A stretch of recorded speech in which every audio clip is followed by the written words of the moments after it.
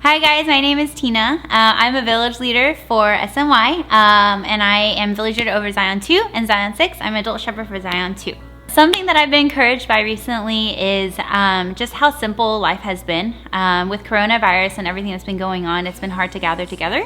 And what I really feel like has been encouraging to me is just how slow life has gotten and how I'm able to really slow down and just connect with my family, connect with my friends, picking up the phone and FaceTiming them. I'm really enjoying just connecting because normally I have such a busy schedule. And so I just really enjoy having like limitless conversations and being able to have that one-on-one time with, the youth students, with my house church members, and especially with my sisters at home. It's been really encouraging to be able to have that time at home. Something that I've been encouraged by is something that I've been watching this week. It's called The Chosen. It's a 8-episode miniseries. It's crowdfunded, completely free, and it talks about the life of Jesus and his disciples. And I watched 3 episodes this week, and what I really enjoyed was how much it portrayed Jesus' life and how real and relational he is.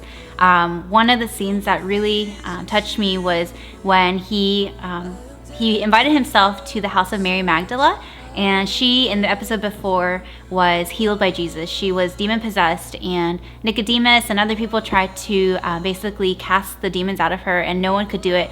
But when Jesus laid his hands on her, she was immediately healed. And when he invited himself to her house for dinner, it was like Shabbat dinner.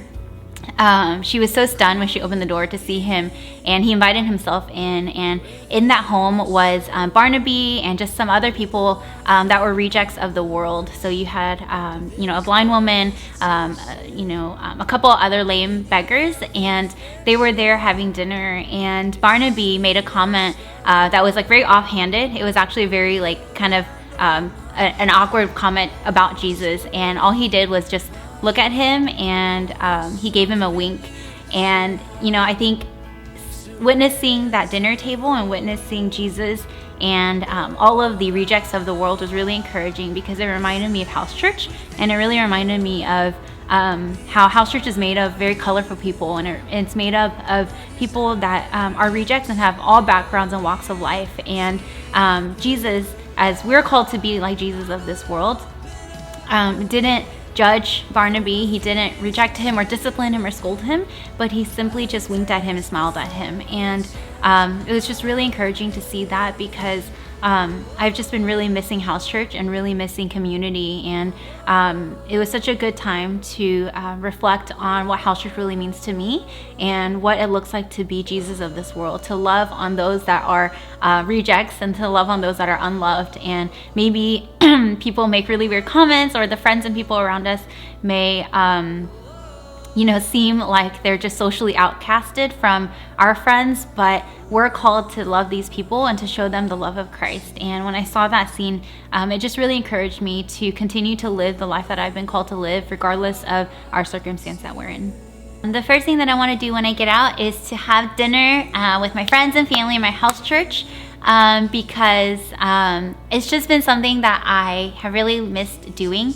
Part of house church ministry is breaking bread together, and I've been doing it at home, but when you have friends and family together in large groups sitting around the dinner table, it's just a completely different feeling. And I absolutely miss eating dinner with my house church and joking and laughing and talking in close distance, not 6 feet apart. And that's something that I really look forward to doing as soon as we finish this quarantine. Whenever I'm feeling down or whenever I'm feeling discouraged, I like to turn to Romans 8, and it's my favorite chapter in the entire Bible. It's given me so much life. And as I was reflecting on Romans 8, something stood out to me. It was Romans 8:26 through 28, and it says, "In the same way, the Spirit also helps us in our weakness, for we do not know how to pray as we should. But the Spirit himself intercedes for us with groanings too deep for words. And he who searches the hearts knows what the mind of the Spirit is, because he intercedes for the saints according to the will of God." And this is my favorite part. Romans 8:28, "And we know that God causes all things to work together for the good of those who love God, to those who are called according to his purpose." And it really sums up just our way of life and things that have been going on with the coronavirus, because it clearly tells us that God causes all things to work together for the good of those who are called to Him and for those that love Him.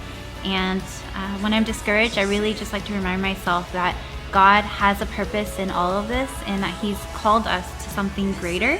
And we need not fear or have anxiety or be worried about the future, because God causes all things to work together for good. And if we believe in God and we know that, that's a promise that He's given us. And so for me, that's something that's encouraged me, and I hope it blesses everyone who hears it as well.